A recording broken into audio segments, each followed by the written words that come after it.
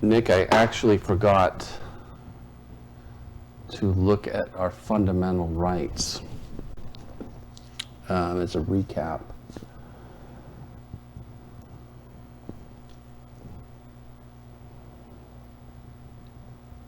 Okay. Okay.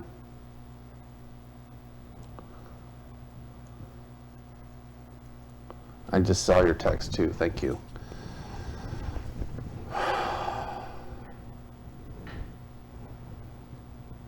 You got it. I feel like I'm watching a teleprompter with your text coming over my timer. Okay.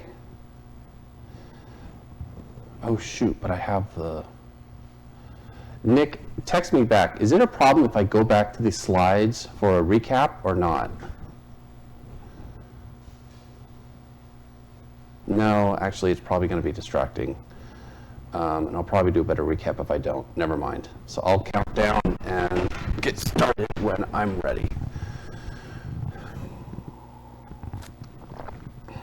Okay.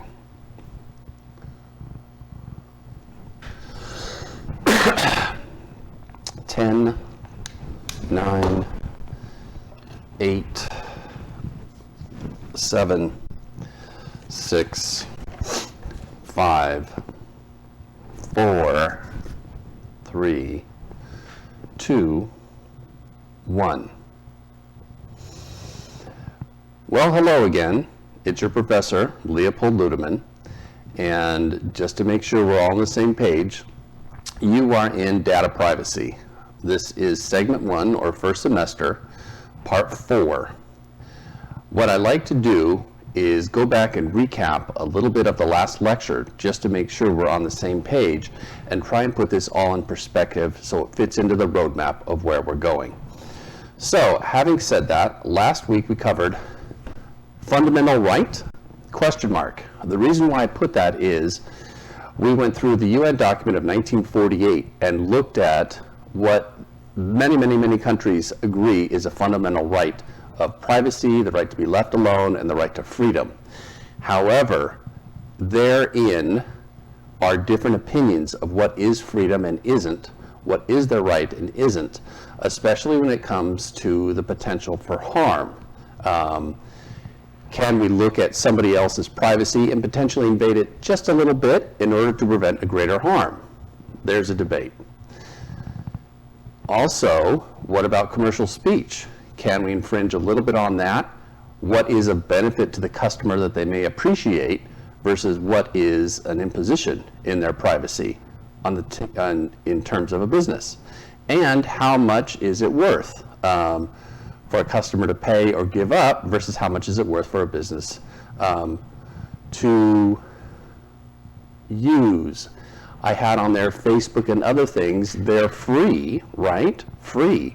But there's a treasure trove of data in there. So they're really, although the customer doesn't have to pay to play, they are paying with a whole lot of their data hanging out there. And Facebook comes up in the news all the time. So we have fundamental right of privacy, but to what extent? Now we're getting into how we're identified. And if you remember a little bit from last week, the last part was indirect identifications. Now this is super interesting. So let's get started. As you see, my first bullet point, wiretapping and identification of terrorists. This flows right into what we were talking about with whether it is a fundamental right of people to be safe and secure in their bodies and property versus safe and secure to their right to be left alone in privacy, both incorporating freedom.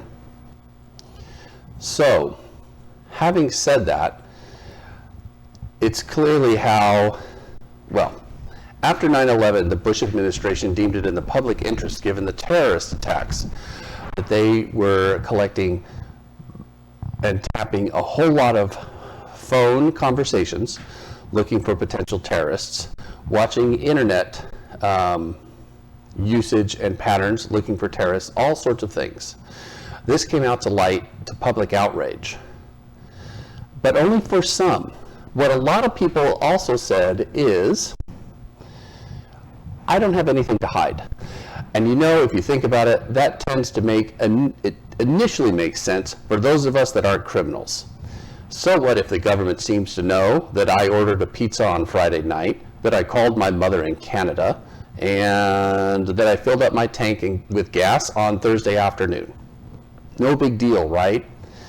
However, and that's fine. But what we really need to look at is these secondary identifications.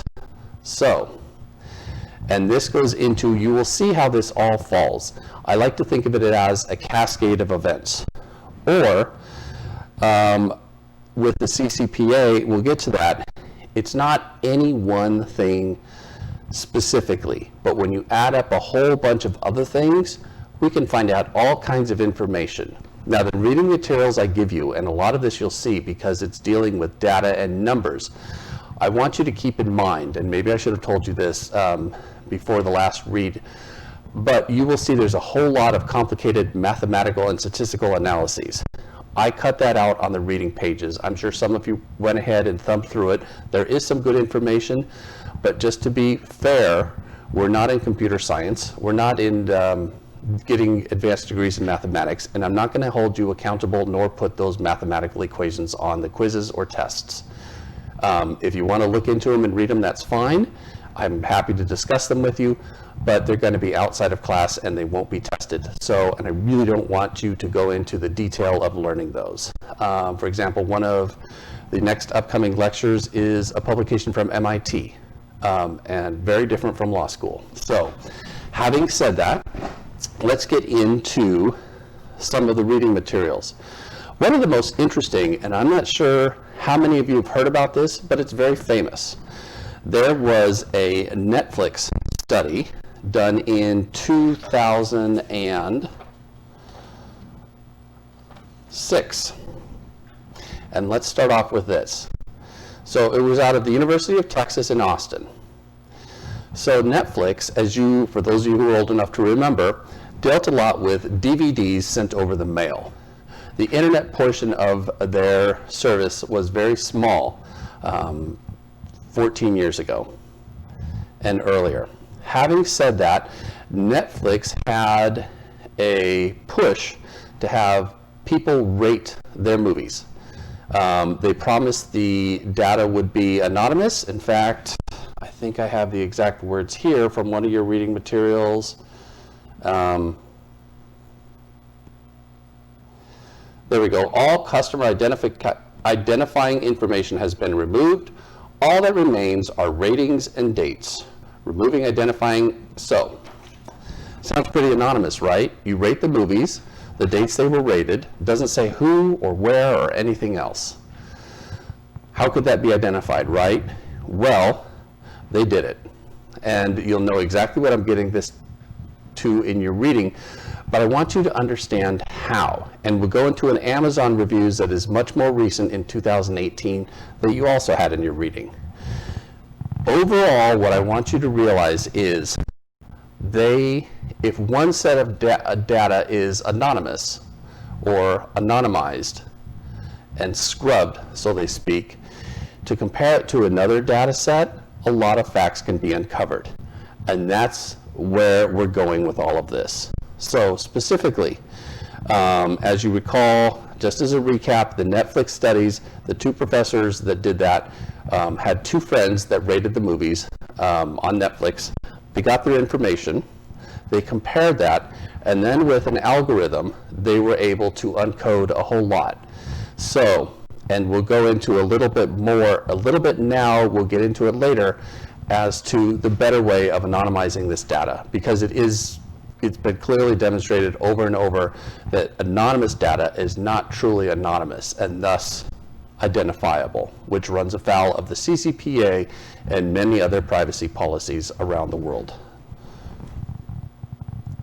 Now then, within a 14-day error margin and with 8 movie ratings, 2 which could be completely wrong, the walk-away point is 99% of the records could be uniquely identified in the data set.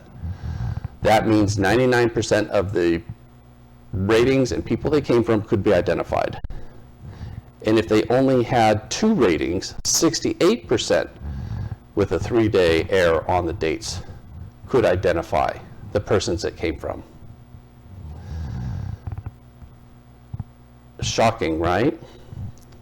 Having said that, the Amazon study used the Netflix data and went through publicly available Amazon ratings on Amazon Prime and watching movies through Amazon, and were also able to identify many, many people. It's called the Netflix Prize Dataset, by the way. Now then, that's the basic study. Let's look at how this works in real life situations. And there's many, many studies I'm sure you've come across. How does this work? If we have, I don't know, somebody lives on the same block as a famous movie star. We don't know, there might be 30 people living on that block all the way around. If we say their age in a different data set, now we put the two together, knowing they're related, that could probably pinpoint that specific person, right? By comparing 2 data sets and looking at the overlap. That's how this works. That's why truly anonymous data isn't truly anonymous. Identifying individuals by comparing data sets with algorithms is very different than specifically wiretapping and finding out who that person is. So there are 2 ways, and we'll just go over this briefly, that these data sets are the most efficient in attempting to remain anonymous. One is, and these are the 2 biggest ways, there are others that we're not going to get into, called sparsity. And that is limiting the amount of information that goes into a data set. And that's intuitive, right? The less information you put into a data set about the individuals compiling that data set or included in it, the less you have to work with when you're comparing that to another data set to identify those individuals. Remember that one data set of one person living on the block of a famous movie star wasn't enough to go on, but when we added other data, we could pinpoint them, specifically their age and or their birth date, something else, maybe even the color of their hair or their eye color. The other way is, especially, and this works better with large data sets, to introduce intentional error. Now we'll get to this later, but this means that even though you can kind of point to an individual, you can't be sure.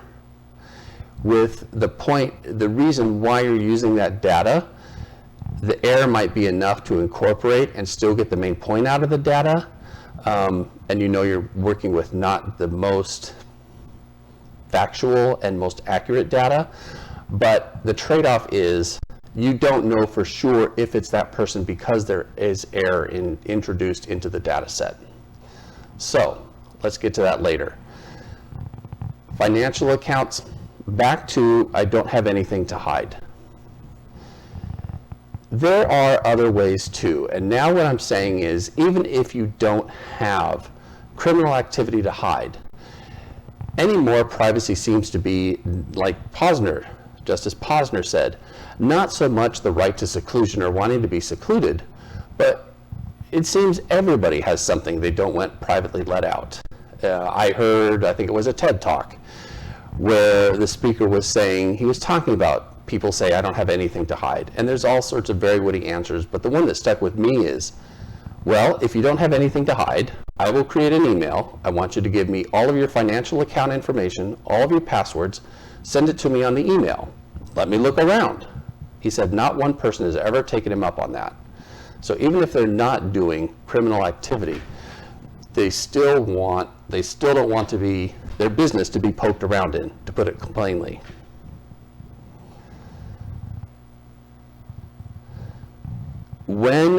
Now I've been talking about identifying a specific individual, and these studies, the Amazon study and the Netflix study, focus on movies. I don't think the point is realizing what kind of movies you want to see. In the Amazon study, we had one person who likes to watch anime and salacious content movies. Maybe he doesn't want his friends knowing it. Maybe he doesn't care. The point is, though, is that they're using movies because it's not as private as some other matters could be. Maybe political affiliation, sexual orientation, other things that they don't readily want, that people may not want others to know. Health information, financial accounts. You see those last two bullet points. You can see where I'm going with this. Movies really isn't the point of those studies. The point is to show with data that was intentionally anonymized, it wasn't good enough. The point I want you to walk away with any anonymized data, it's not completely anonymous. There's always some risk. There's always a potential privacy breach. What we do is figure out what it's used for, limit how much we take in, and introduced protections, or don't do it at all. So, having said that, let's move to the next slide. The CCPA is interesting on this.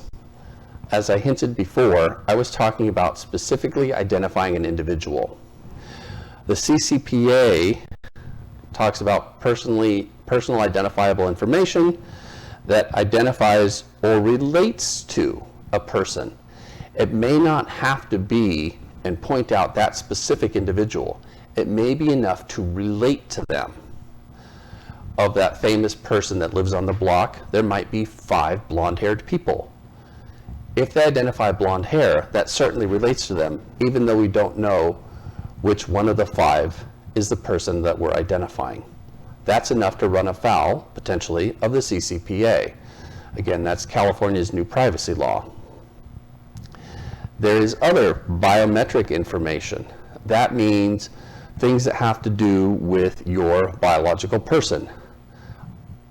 Eyes, iris scans, fingerprints, facial recognition, those types of things. Illinois has a new law about biometrics. I think I mentioned this previously, that people initially were scrambling to comply with. How about the new technology versus privacy? You know where I'm going with this. Siri and Alexa. For years, people have been wondering if they're listening.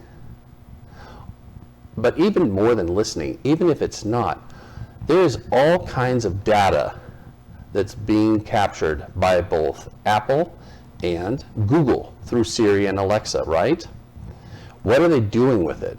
Even if it's anonymized, there's a whole lot of information on there that, depending if they don't want to identify what movies we're watching, but maybe something else, health data, location data, other things that may not be desirable for people to have publicly available. That's what we're looking at. So there's all sorts of ways to identify the individual besides just putting in and gathering specific name, phone number, address. But when there's a reason behind it, either security or business or money to be made, there's reasons to go through that. Let's talk about this.